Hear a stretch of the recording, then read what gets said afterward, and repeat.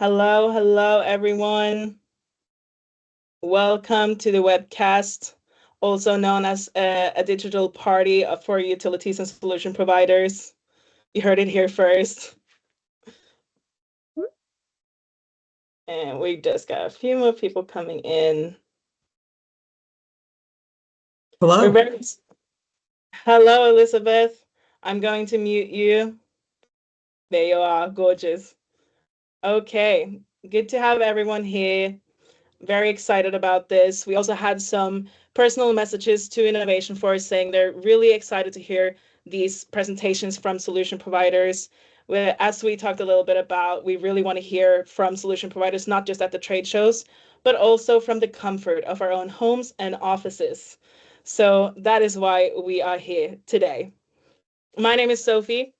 We're going to jump straight in. I work for Innovation Force with Kim Getchkin here. And just a little sneak peek into what we're doing today. These will be your presenters, which is a very exciting group of people. We've already had a chat. These are high caliber people. So we will be talking about harnessing ecosystem innovation for solution implementation in utilities. And we will specifically hear presentations from these solution providers here. Now, this is actually a series of a webcast that we're starting here at Innovation Force. And it's the first in a series that is coming together. So keep your eyes open. You can follow us on LinkedIn or sign up to our newsletter to get updates on these solution providers presentations. And the goal is really to start finding an easy way to connect utilities and solution providers with their solutions and their challenges. So while you're thinking about the beauty of that, make sure you stick around till the very end because we have an exciting announcement about an award we will be giving out, but that will be at the very end after all of the gold shared. Now, the agenda, we will hear a little bit about ecosystem innovation from Kim Getchkin. She is a brilliant, brilliant innovator who has spent 2 decades working with utilities and solution providers and innovation in the utility space. And she also, her company, Innovation Force, won the Fast Company Most Innovative Company Award 2 years in a row, which means she is definitely very qualified to be talking about innovation. Now, to jump in, Kim, you go for it. Thank you, Sophie, and thanks for all the organizational work you did to pull the community together. I'm really excited to be kicking off our first webcast where we're able to put the spotlight back on the ecosystem and this amazing group of innovators and solution providers. So I'm going to just wrap or start.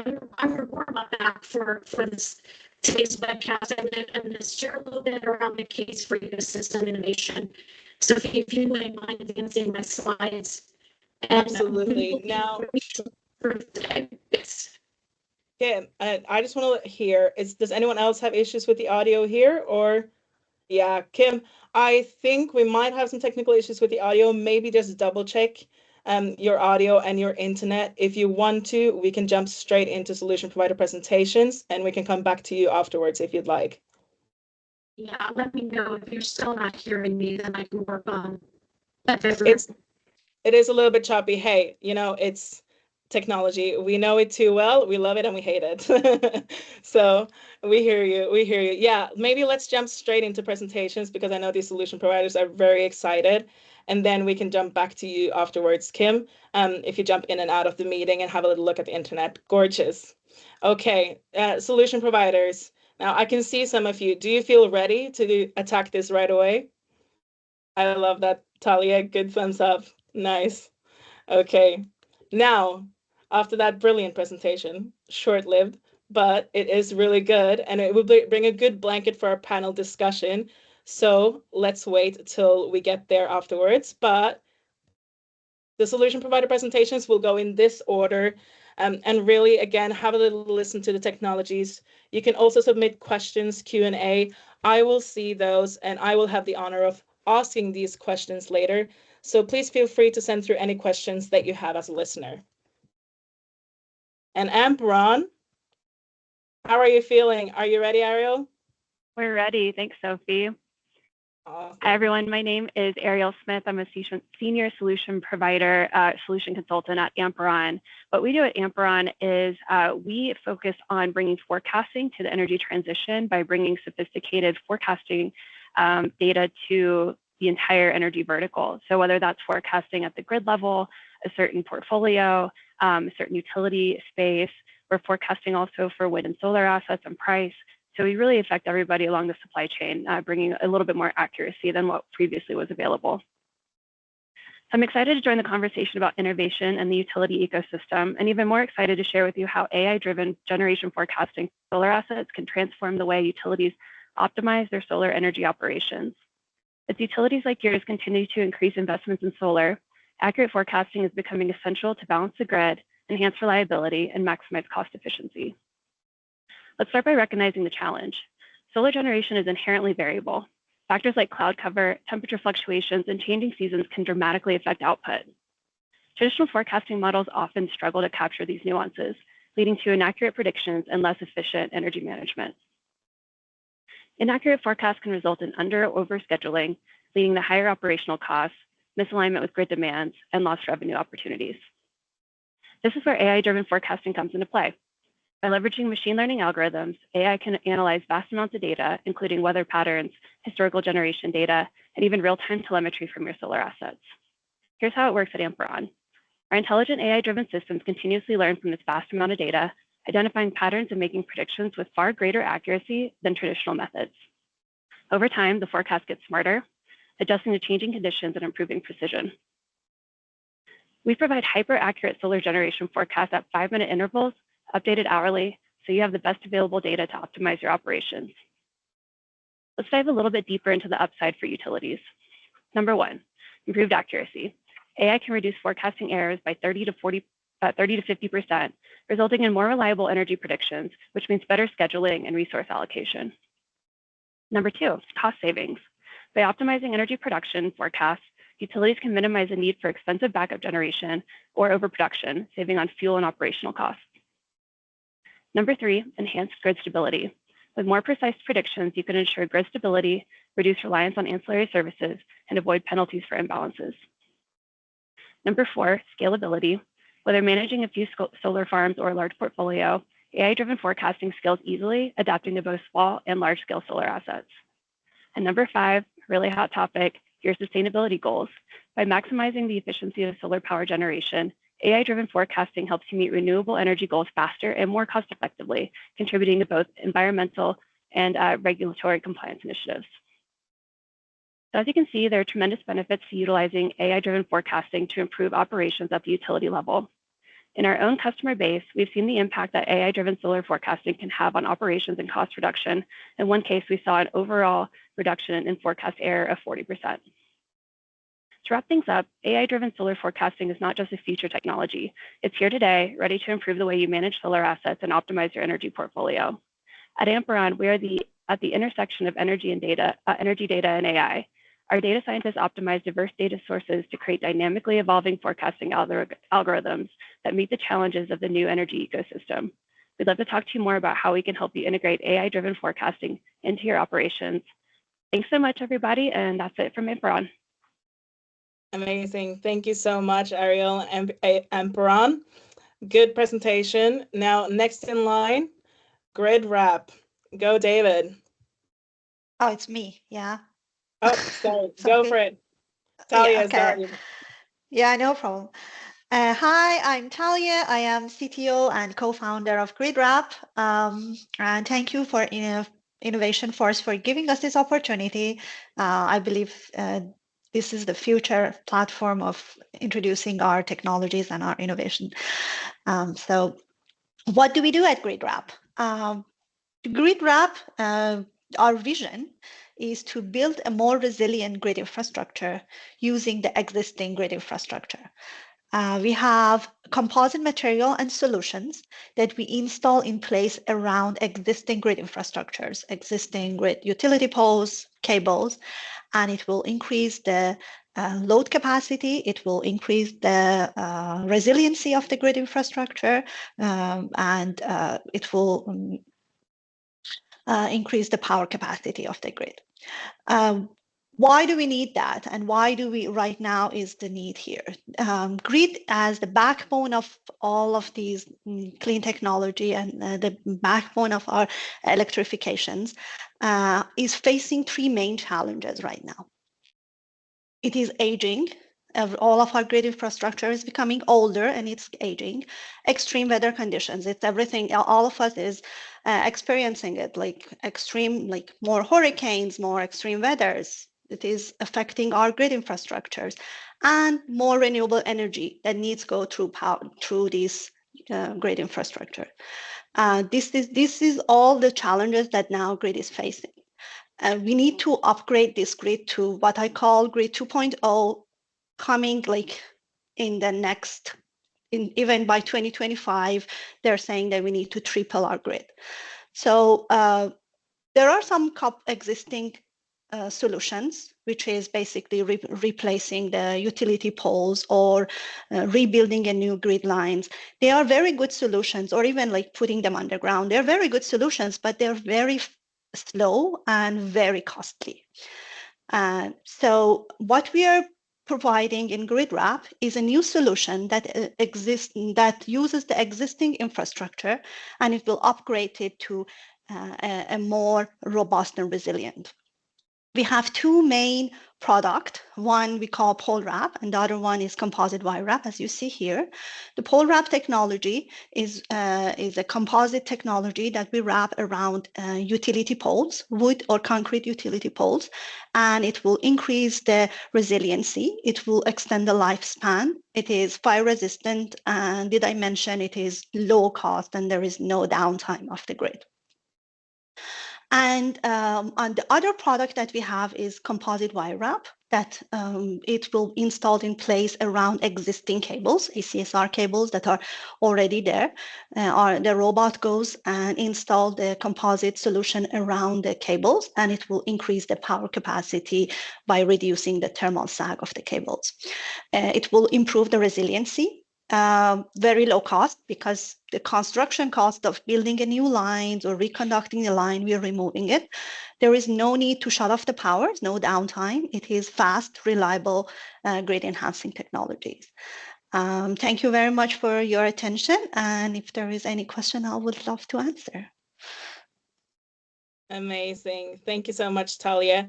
Now, you might not know, but actually GridWrap, they have a video in the Innovation Works hangar. The Innovation Works hangar is the digital space for challenges and solutions coming together that Innovation Force has created. And it's really the ecosystem, the digital platform for this ecosystem. They have a video on that platform, so have a little check on that. Take a little look. You can also scan this QR code at any of the solution providers to get a further look into it after you have created an account. Okay, Exotico, you're up. Great. Thank you, Sophie. Really excited to be here and take part. I think the Amperon and the GridWrap pitch actually a great segue into our technology and our solution here. We believe one of the best paths to improving and growing the grid at the rate that we need here in the US is, and around the world, is to understand one of the most important data sets, which is the underground. So here at Exotico, we're working to solve the underground. Simply put, we are a mapping solution. Our belief is that the approach is not through only the coordination of information that's available, but also standardizing that information and using geophysical sensors as well as AI to process that data and create the actual truth for the underground. So whether it's a capital improvement project, an asset replacement, gas, electric, water, any type of project that involves the underground, we're able to map these owned and non-owned assets to help expedite. If you go to the next slide, I can kind of show the process here for how we typically work on a project. One thing that's important to note is we are a map deliverable. So we kind of tailor our approach based on the need, and our product is produced to the utility, transit agency, engineering firms standards, CAD standards, or design standards, and the map is handed over so you can embed into the already current design process. But our approach is we use AI to scan the web and compile all images and available records, satellite imagery, Google Street View, anything that we can draw on to paint the base map for the area that we're analyzing. We then get out in the field and we deploy all of the top line sensors available to collect as much data on that site as possible. And then we've removed human interpretation of this data. We use AI to process these sensors along with the records and images that we've taken on the front end to create the most accurate available non-intrusive map of the underground and deliver to our customers to help them expedite, save money, and conduct their work sustainably. Amazing. Thank you so much, Rami. And I do believe we have a little video out on our LinkedIn from Brett, which is a colleague of yours. So Exotico, always love what you're doing. Well done. Thanks, Sophie. Okay, and line, the one and only Jim Andres.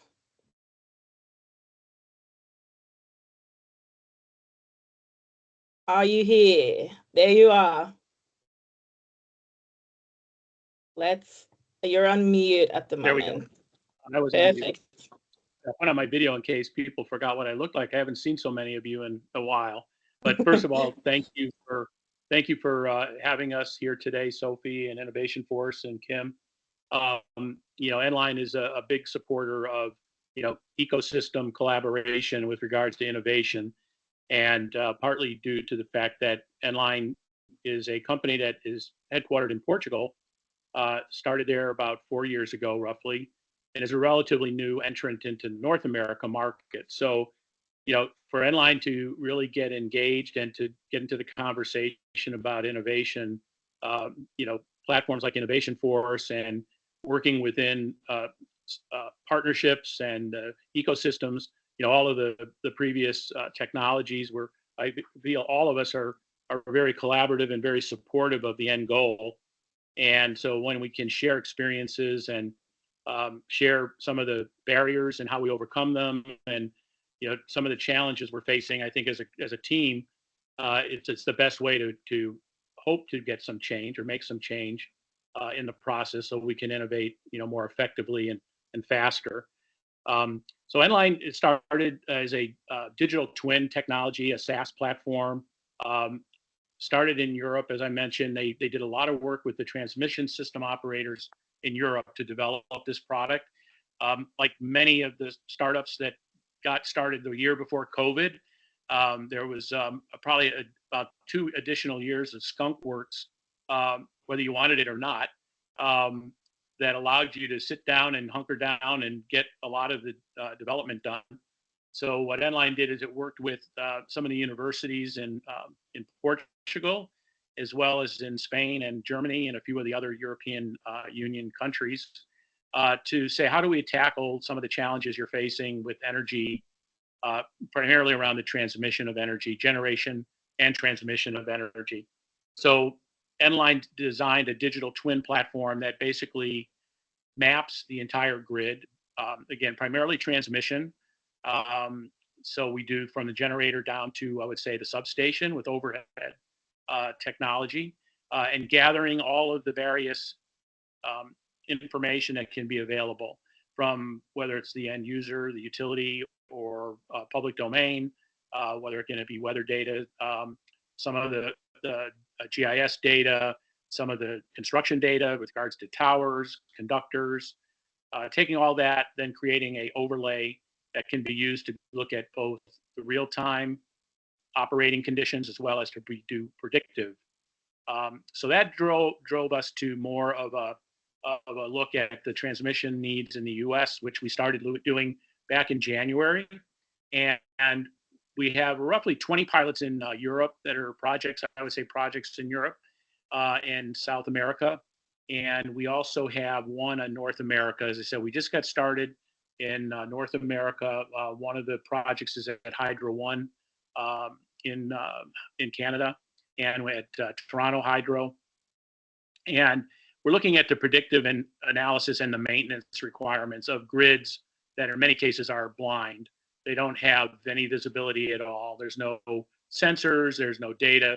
They're running through mountains and forests and very rugged environment. So what Nline is really doing is taking that and extrapolating conditions that will occur in many areas that cannot be observed on a regular basis. So I know, like Sophie mentioned, there is a video, I believe, also that one of our solution engineers did that dives into this in a lot more detail than I'll cover here. But certainly, if there are any questions that come up about, how the system is operating, what the benefits are, we're seeing, again, very, very positive results, very accurate results that are improving grid capacity. I mean, that's the bottom line, is to basically improve the capacity of the transmission system. So looking forward to the discussion. There certainly are barriers there that we run into. Like any innovation, I think many of us have done innovation a long time. Back before innovation was even a word, it was more R&D. I think some of those barriers are still there. And again, we're starting to make inroads, I feel, by doing this collaboration, which is really key. So to share ideas on how we overcome that. Amazing. Thank you so much, Jim. Yeah, it's great to hear that you're finding value in the ecosystem collaboration, because yes, it is indeed very valuable. Okay, and Athena, David, this time. Yes, thank you. I want to echo the sentiment from other people about the benefits of this platform. Not only does it reduce barriers from direct engagement with innovation and utilities, but it's obvious to see, or at least reduces the barriers to kind of bring that synergistic collaboration together. Not any one solution can do all things, and so it takes a village, and I think there's a wonderful demonstration of here how things can come together. So the combination of human expansion into wildland areas with evolving climate conditions have dramatically increased the catastrophic risks from environmental risks, specifically wildfires, and they are putting utility finances in jeopardy. What is more, a lot of the current technology around wildfire management or observations are reactive in nature, like AI for early detection, for example, or they're long-term, costly consultative projects that require some combination of advanced analytics, a lot of technical expertise in GIS and advanced analytics that the typical utility doesn't have. What if a solution existed that was able to guide a utility's ability to deploy the right amount of dollars towards the right action, at the right place and at the right time, and do so in a proactive and practical manner that any typical utility can implement? That's what Athena has developed through its voice of the acre technology. We've developed a geospatial technology that predicts and quantifies the probability of a wildfire spread and eventual perimeter a year or more in advance, making it easy to identify specific locations of potential ignitions with the greatest consequential risks. We've deployed this foundation of the technology through our geo-intelligent maps to several utilities and communities across several U.S. states. We are seeking additional, but through the use of this, our data and our mapping technology, we've been able to show that between 70 to 80% in time savings and effort and money in getting the plan put together was realized by these customers. And this plan has a quantified efficacy in its precision, in its ability to match up the right dollars to the right action, to the risk potential and the consequences.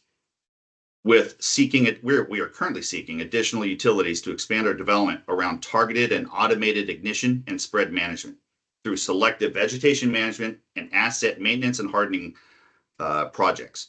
Basically, a spatially intelligent vegetation management and PSPS decision support. For this, we're offering incentives on Athena's geo-intelligent profiling maps and plan development to get people up and running or to enhance their existing plans. And so shifting climate conditions and increased frequency and severity of wildfire risks, they are real, and they are having a real financial impact on not just California, but obviously, outside. It's not a California thing anymore. But they don't have to be the catastrophic risk to local communities and infrastructure that they are now, and by all measure, only going to continue to increase in the future. So we look forward to collaborating with many of the people that are on this group in the utilities at bringing a more resilient energy grid to the country. Amazing. Thank you so much, David. And yes, we've already actually seen some collaboration, if I am not wrong, between you and some other solution providers through our platform. So it's very exciting to hear more about that and get those updates. Now, Kim, how are you going? Checking in. You hear me now? I can hear you so well. Okay, well, I'm sorry to spoil all the slides for everyone, but I will, because it is worth it. Okay? Now remember that brilliant intro to Kim Getchkin. She's very qualified to talk about this and brings a lot of insights into innovation in utilities. So Kim, the floor is yours. You, and I'm actually glad that it worked out this way because we were able to hear the pitches first, and that gives everyone on the phone, I think, a great opportunity to get your questions ready. So if anyone, as you're absorbing the material that you just heard, please don't be shy. Feel free to chat in your questions. Sophie's here, and she can funnel them through. We will have a panel discussion right after my few short slides on the importance of ecosystems. And I hope these slides will help some of you at the utility really make a case for innovation and the importance of reducing risk by all of us coming together as a community to solve these challenges faster, even when they can be first of their kind ideas.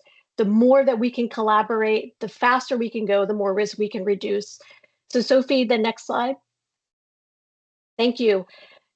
This should be no surprise to anyone. If you are in the utility space, you are in the middle of what we call Industrial Revolution 4.0.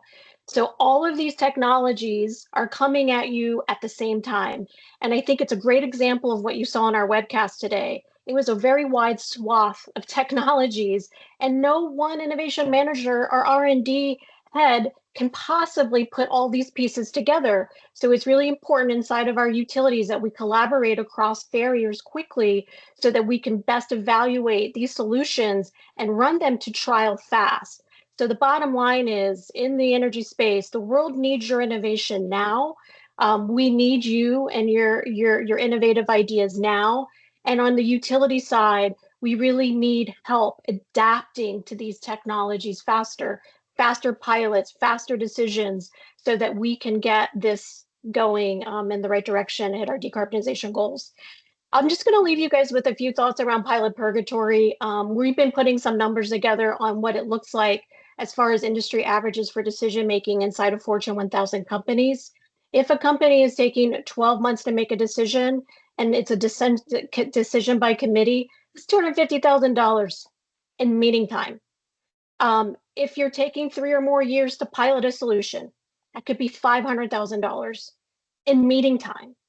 So overall, if we don't get better at standardizing a process for innovating, we're losing $750,000 per idea in a time where OpEx is very valuable. Resources are valuable, OpEx is valuable, and we have Industry 4.0 coming at us. What are we going to do about that? We're going to have we need better, faster pilots. Next slide, Sophie.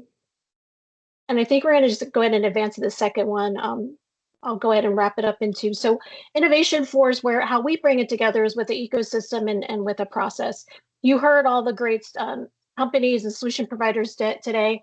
Many great ideas are in our hangar, as well as challenges. There's over 500 challenges that have been really, we've surfaced from reading R&D reports, public filings, you name it, that have put together 500 challenges in a variety of topics. So if it's a challenge happening in the energy industry, you bet you can find it in our ecosystem. And now we're getting really good at bringing in the solution providers. And here in just 2 months, we'll be able to bring you more updates on how we're going to be able in this ecosystem to automatically match solution providers to utility challenges. So we're really excited about that.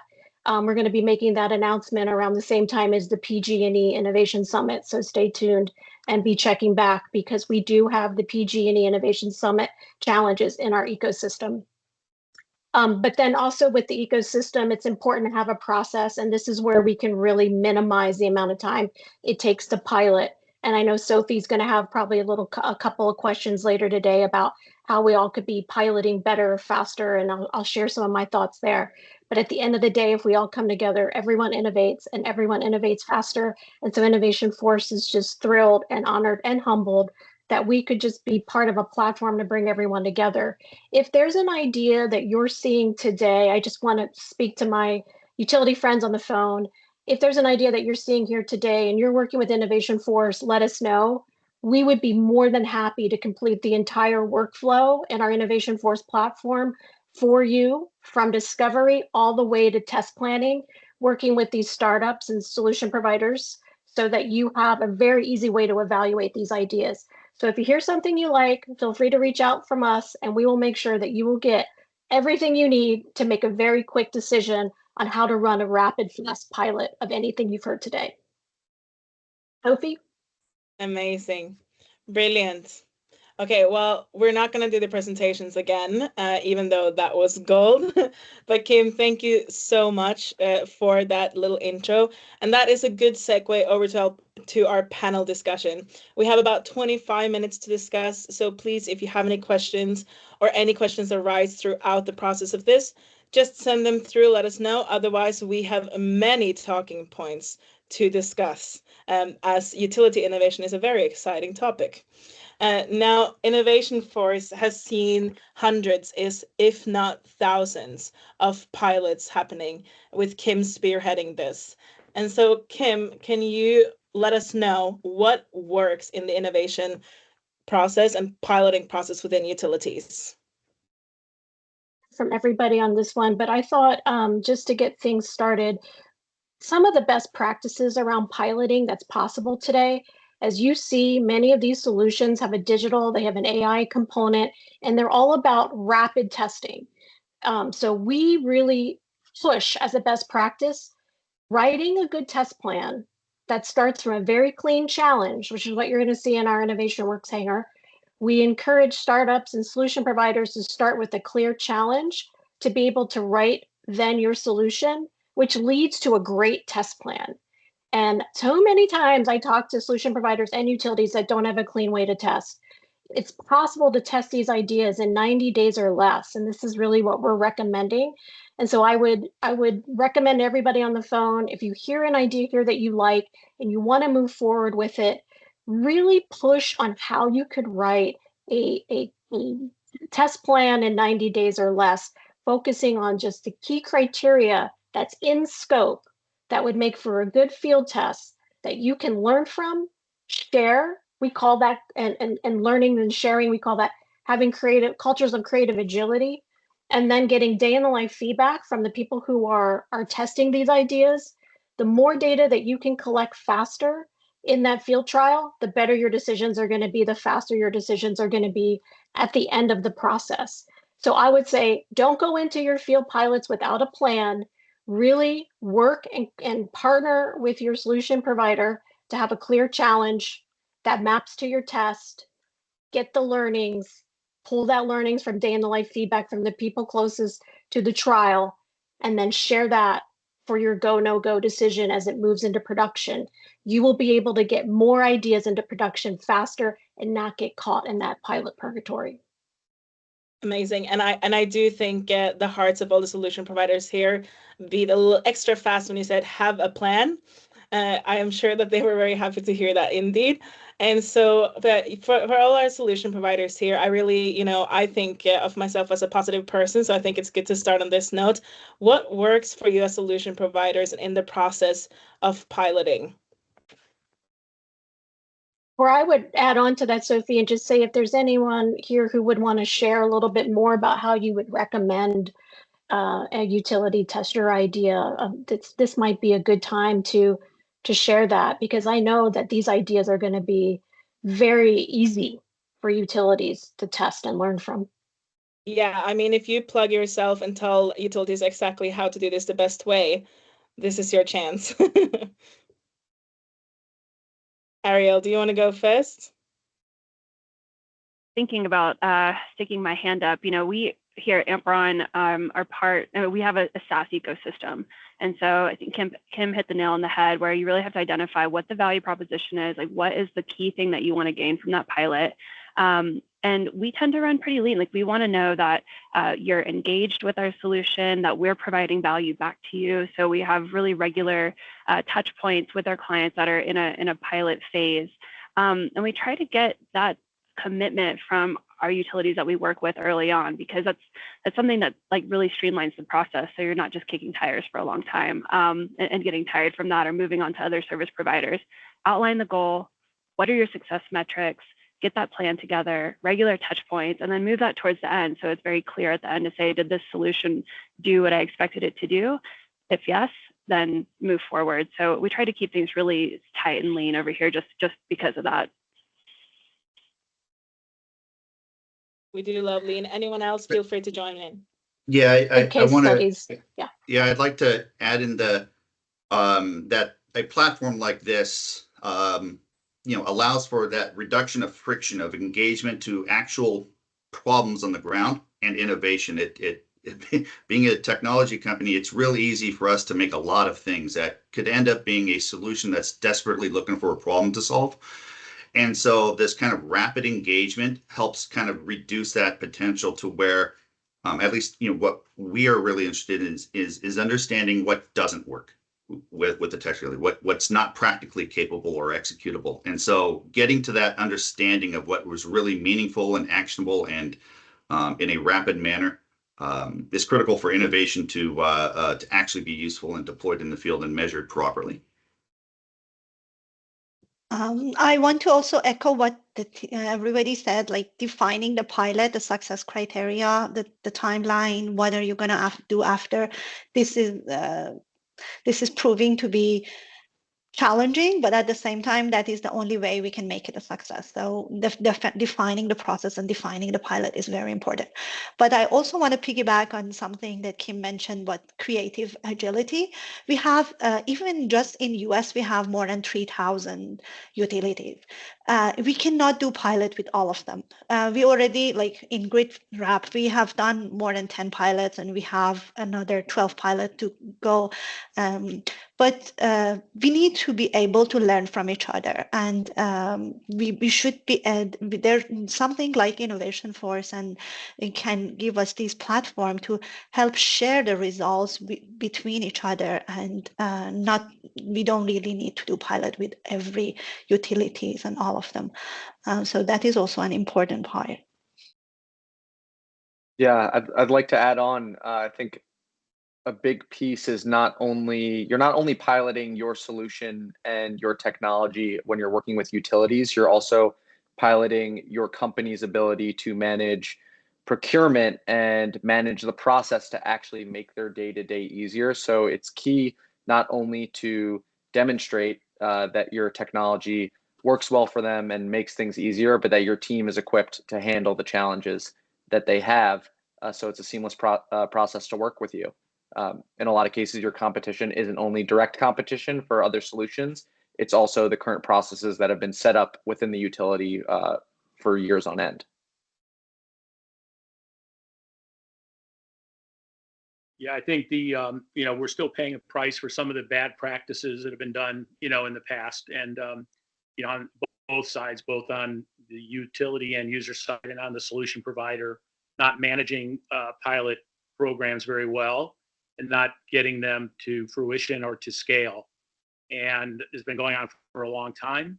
And I think so a lot of people have put a lot more constraints in place, which is some good, some bad. I think the best ones are what we talked about, doing a very rapid pilot with a very specific end goal, and also creating a contract. I think a lot of times it gets overlooked is that a pilot, if it's worth anything, needs to have a contract.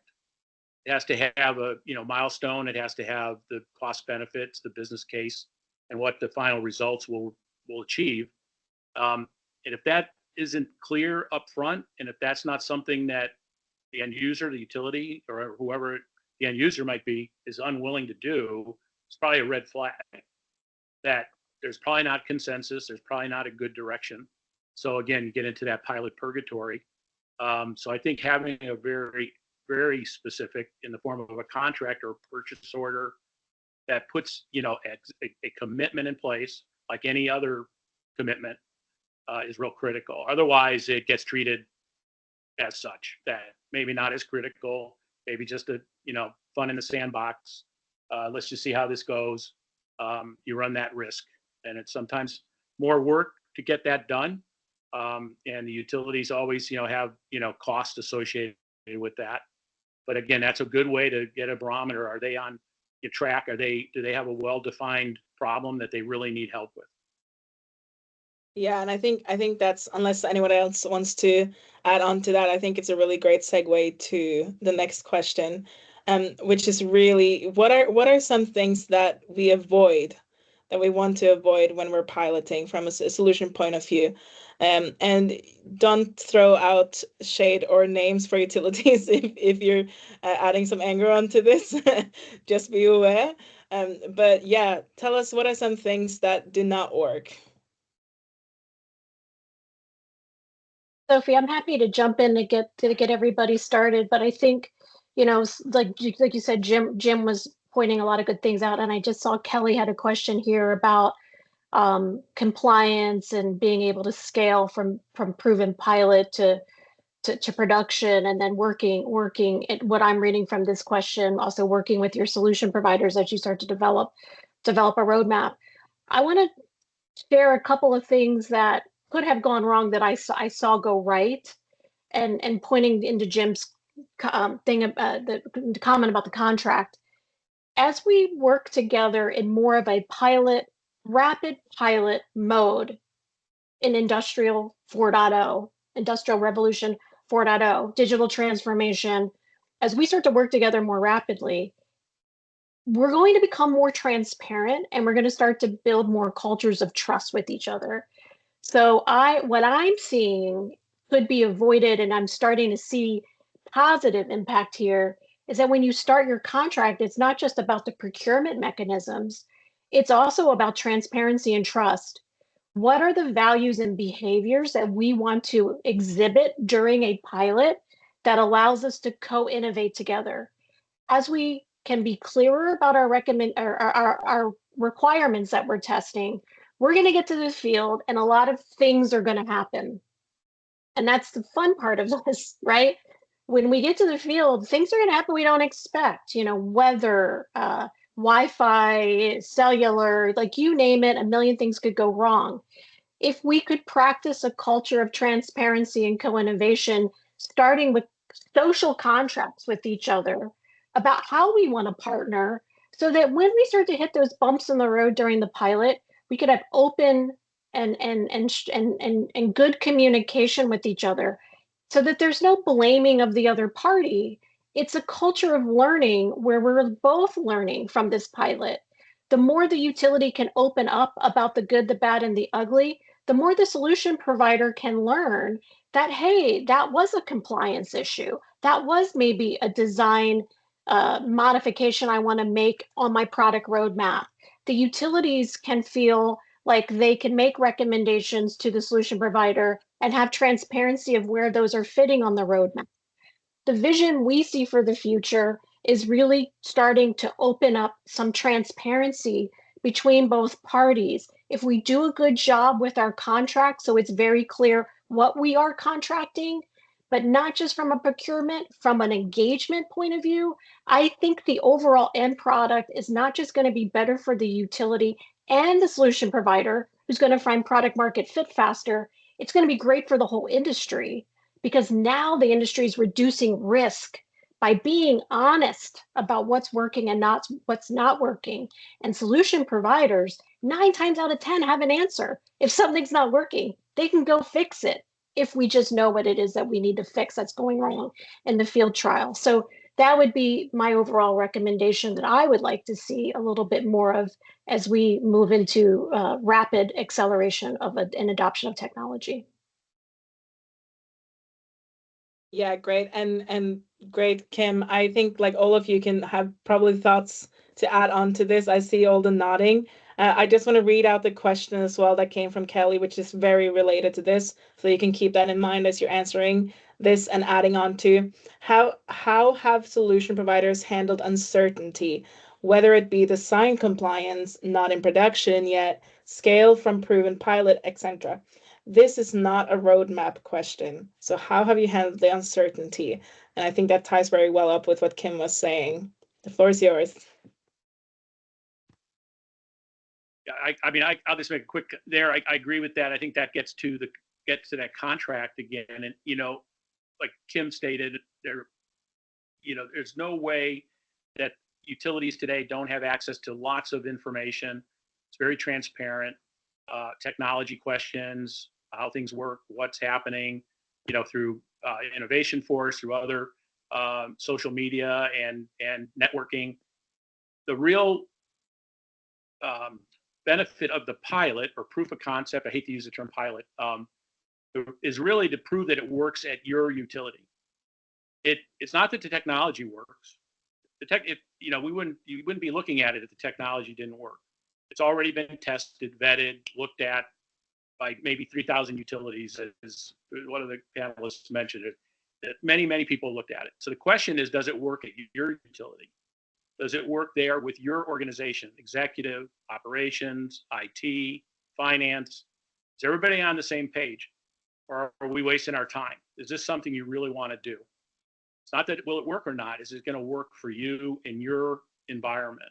And I think that's what the key is, because otherwise, if one of those are missing, again, you get in that pilot purgatory. It's not a technology barrier. It's a integration and cultural barrier.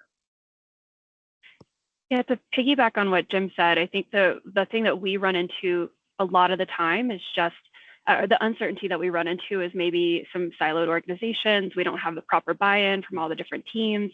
Like having that transparency on the front end just clears up a runway for us to be really impactful.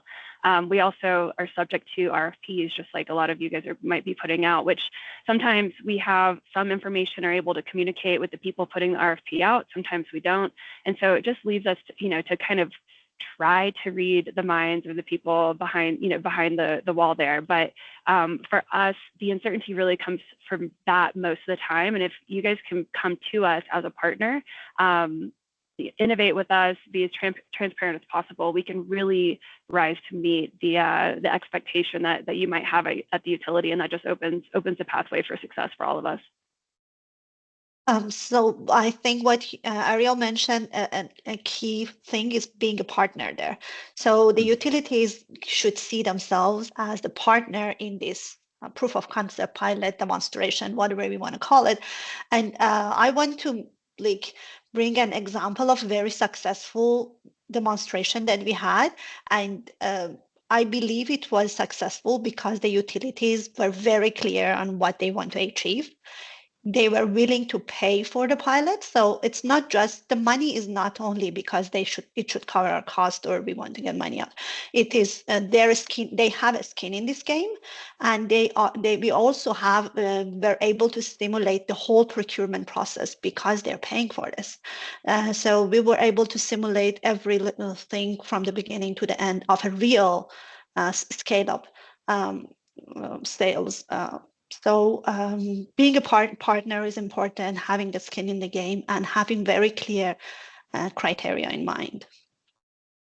Definitely, yeah. I think utilities are very unique. They operate in unique ways. They have different unique service territories. So there's always going to be uncertainty, but there's always uncertainty. Uncertainty is not only on pilots, it's also on when you embed and when you have recurring projects. There's always going to be uncertainty. So it's all about setting up your internal resources, making sure there's extremely diligent internal communication to be able to call on resources from your partner utility to manage the pilot, and then reviewing what was uncertain and what obstacles you faced on the tail end to make sure those are laid out and you have mitigation plans going forward once you're ready to embed into a project.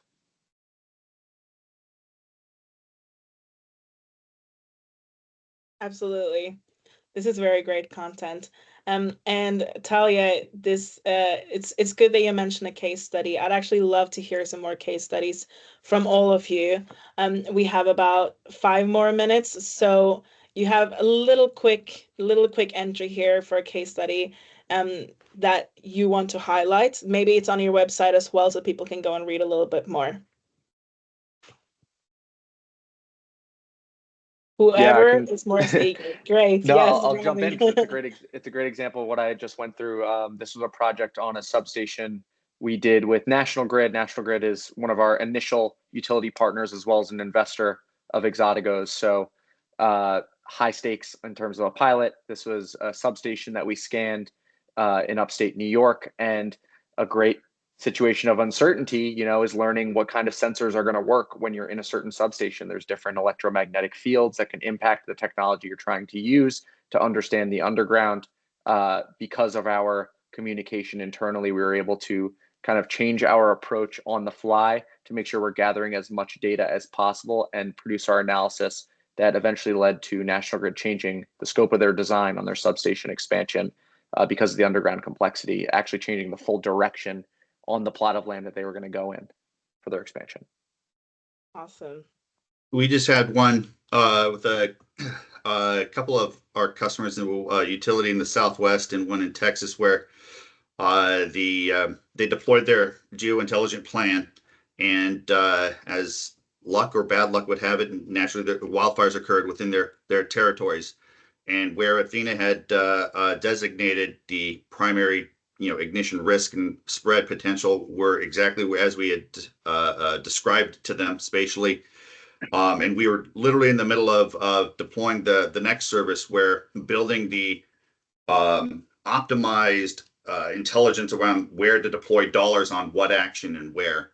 And it just so happened to line up to where the decisions that they were planning on doing around vegetation management and undergrounding happened to be right on the lines of where that ignition would have interrupted that spread in the first place. And so, there's nothing like a pilot project that has real world, literally live fire intensity right there. But that's part of this innovation program around that quantification and putting up those kind of quantified desired and results that are able to break down the barriers to be able to quantify, measure it, and then diffuse that information to the ecosystem.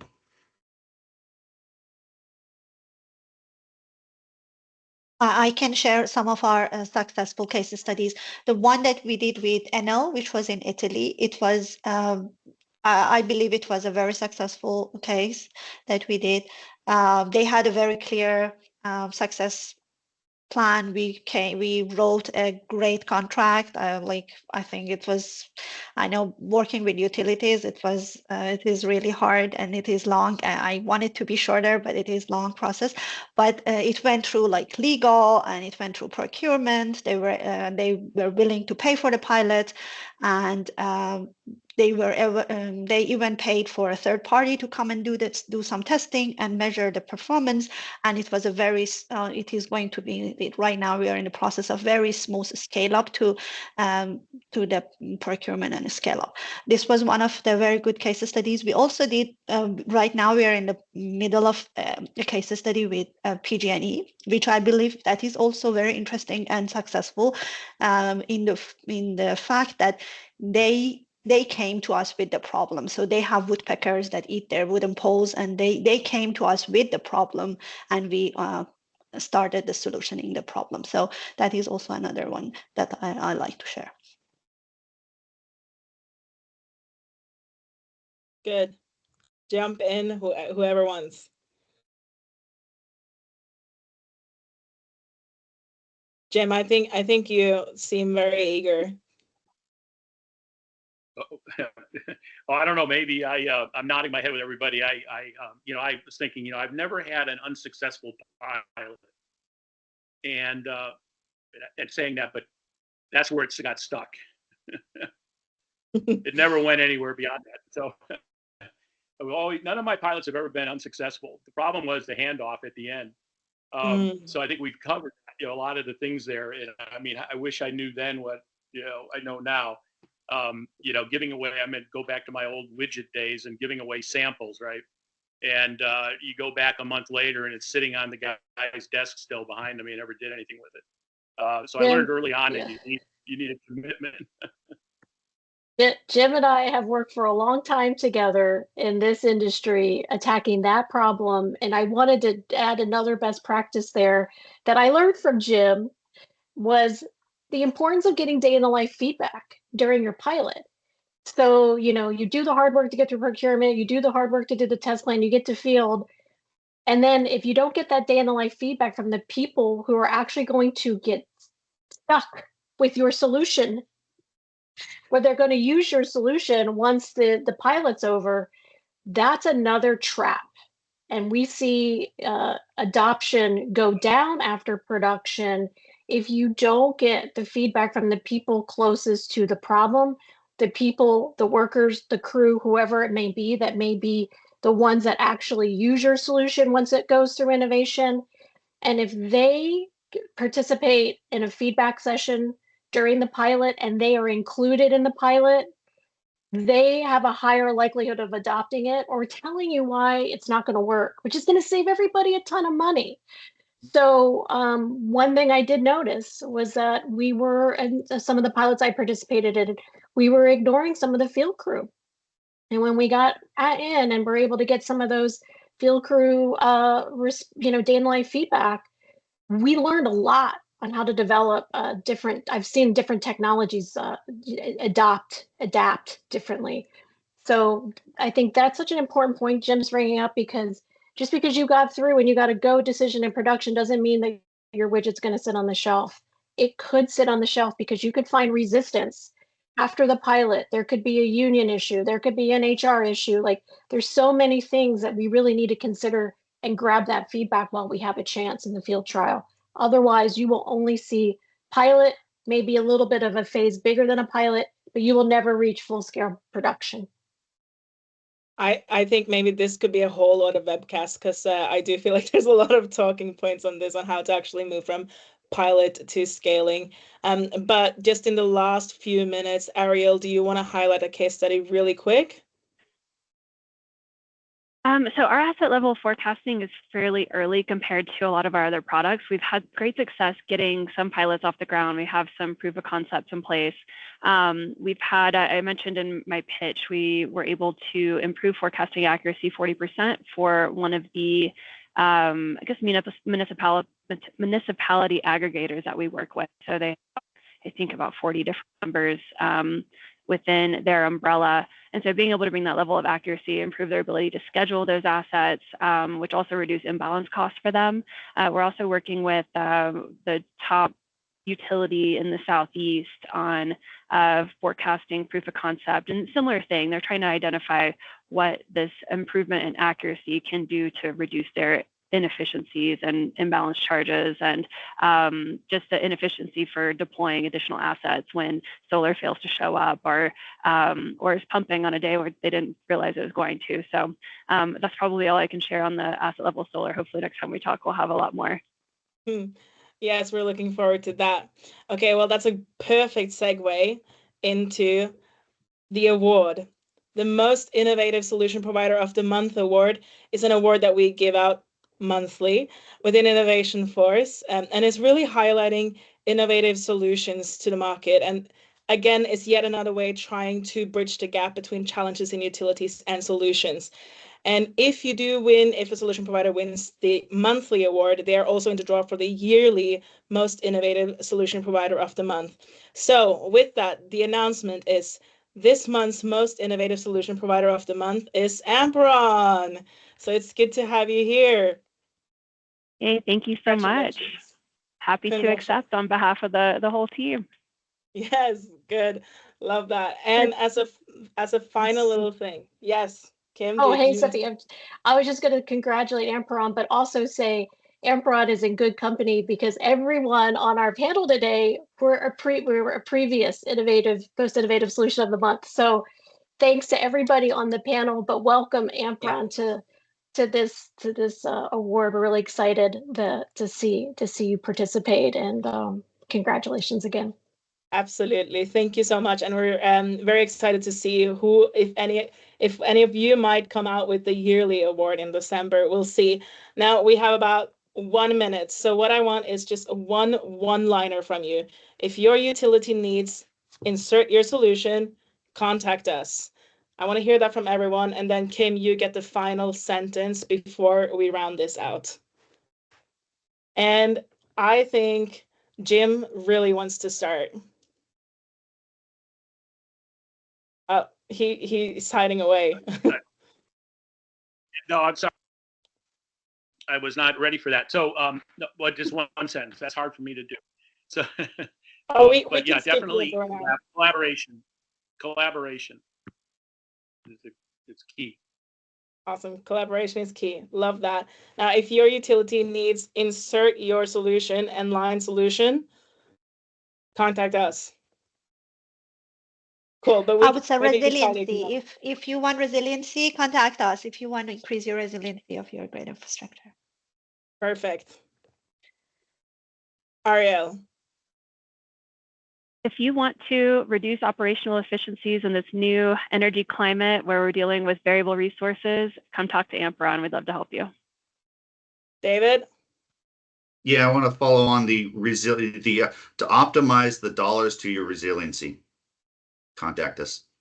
Amazing. Rami. Yeah, I'll try out a new one. I mean, would you ever get surgery without getting a CAT scan or an X-ray done? So why do we do that to the underground? Come to Exotico if you have underground complexities that are delaying your projects. I like that. That was good. And Kim, what's your final sentence for today? Want to avoid pilot purgatory, you know who to call, Innovation Force. Perfect. Amazing. Congratulations, these Amperon, and thank you, everyone. This has been a great webcast. I will be publishing the link, and we will be sending the link in our newsletters coming out next week as well. Follow us on LinkedIn to hear more about these webcasts coming up. We hope you found this useful, and have a great day. Thanks, everyone. Thank you. Have a good one. Thank you. Thank you. Thank you. Take care. Cheers.